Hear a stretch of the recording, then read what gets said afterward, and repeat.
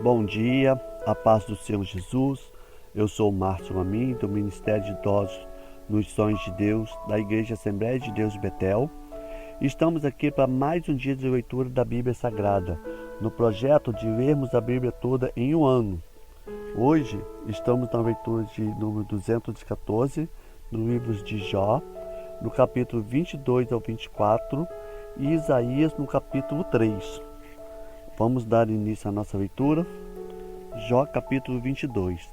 Então respondeu Elifaz, o Temanita, e disse: Porventura o homem será de algum proveito a Deus? Antes a si mesmo o prudente será proveitoso. Ou tem o Todo-Poderoso prazer em que tu sejas justo, ou lucro algum em que tu faças perfeitos os teus caminhos?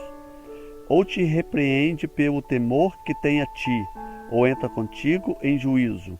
Porventura, não é grande a tua malícia, sem termos as tuas iniquidades? Porque penhoraste os teus irmãos sem causa alguma, e aos seus despojastes dos vestidos. Não deste água a beber ao cansado, e ao faminto retiveste o pão. Mas para o violento era a terra, e o homem tido em respeito habitava nela. As viúvas despediste vazias, e os braços dos órfãos foram quebrantados. Por isso é que estás cercado de laços, e te perturbou um pavor repentino. Ou trevas em que nada vês, e abundância de águas te cobre. Porventura Deus não está na altura dos céus? Olha para a altura das estrelas, quão elevadas estão, e dizes: que sabes Deus disto? Porventura julgará por entre a escuridão? As nuvens são escondedouro para ele, para que não veja, e ele passeia pelo circuito dos céus. Porventura consideraste a vereda dos séculos passados, que pisaram os homens iníquos? Eles foram arrebatados antes do seu tempo, sobre o seu fundamento em dilúvio se derramou. Diziam a Deus: retira-te de nós. E que foi que Todo-Poderoso nos fez? Ora, ele encherá de bens as suas casas, pelo que longe de mim o conselho dos ímpios. Os justos ouviram e se alegraram, e o inocente encarneceu deles, dizendo: porquanto o nosso estado não foi destruído, mas o fogo consumiu o resto deles. Une-te, pois, a ele, e tem paz, e assim te sobreviverá o bem. Aceita, peço-te a lei e a sua boca, e põe as suas palavras no teu coração. Se te converteres ao Todo-Poderoso, serás edificado. Afasta a iniquidade da tua tenda. Então amontoarás ouro como pó, e ouro de Ofir como pedra dos ribeiros. E até o Todo-Poderoso te será por ouro e por prata amontoada. Porque então te deleitarás no Todo-Poderoso, e levantarás o teu rosto para Deus. Tu orarás, e ele te ouvirás, e pagarás os teus votos. Determinado tu algum negócio, ser-te-á firme, e a luz brilhará em teus caminhos. Quando te abater, então tu dirás: haja exaltação, e Deus salvará ao humilde, e livrará até ao que não é inocente. Sim, será libertado pela pureza das tuas mãos. Respondeu, porém, Jó e disse: e ainda hoje a minha queixa está em amargura, a violência da minha praga mais se agrava do que o meu gemido. Ah, se eu soubesse que o poderia achar, então me chegaria ao teu tribunal. Com boa ordem exporia ante ele a minha causa, e a minha boca encheria de argumentos. Saberia as palavras com que ele me responderia, e entenderia o que me dissesse. Porventura, segundo a grandeza de seu poder, contenderia comigo. Não antes cuidaria de mim. Ali o reto pleitaria com ele, e eu me livraria para sempre do meu juiz. Eis que se me adianto ali, não está, se torno para trás, não percebo. Se opera a mão esquerda, não o vejo. Encobre a mão direita, e não o diviso. Mas ele sabe o meu caminho. Prove-me, e sairei como ouro. Nas suas pisadas os meus pés se afirmarão. Guardei o seu caminho, e não me desviei dele. Do preceito dos seus lábios nunca me apartei, e as palavras da sua boca prezei, mais do que o meu alimento. Mas se ele está contra alguém, quem então o desviará? O que a sua alma quiser, isso fará, porque cumprirá o que está ordenado a meu respeito. E muitas causas como essas ainda tem consigo. Por isso me perturba o presente, e quanto isso considero tanto me deve, porque Deus macerou o meu coração, e o Todo-Poderoso me perturbou, porquanto não foi desarraigado antes das trevas, nem encobriu com a escuridão do meu rosto. Visto que Todo-Poderoso se não cobriram os tempos, porque não vêm os seus dias e que o conhecem, até os limites removem, roubam os rebanhos e os apacentam, levam o jumento do órfão, tomam em penhor o boi da viúva, desviam do caminho dos necessitados, e os miseráveis da terra juntos se escondem. Eis que como jumento monteces no deserto, sai a sua obra, madrugando para a presa. O campo raso dá mantimento a eles e os seus filhos. No campo cegam os seus pastos e vindimam a vinha do ímpio. Ao nu fazem passar a noite sem roupa, não tendo ele coberta como contra o frio. Pelas correntes das montanhas são molhados, e não tendo refúgio abraçam-se com as rochas. Os orfãozinhos arrancam do peito e aceitam o penhor do pobre. Fazem com que os nus vão sem vestido e os famintos tiram as espigas. Dentro dos seus muros fazem o azeite, pisam dos lagares e ainda tem. Desde as cidades gemem os homens e a alma dos feridos clamam, e contudo Deus não imputa como loucura. Eles estão entre os que se opõem à luz, não conhecem os seus caminhos e não permanecem nas suas veredas. De madrugada se levantam o homicida, mata o pobre e necessitado, e de noite é como ladrão. Assim como os olhos do adultério aguardam o crepúsculo, dizendo: não me verá olho nenhum, e oculto o rosto. Nas trevas minam as casas que de assinalaram. Não conhecem a luz, porque amanhã para todos eles é como sombra de morte, porque sendo conhecidos sente os pavores da sombra da morte.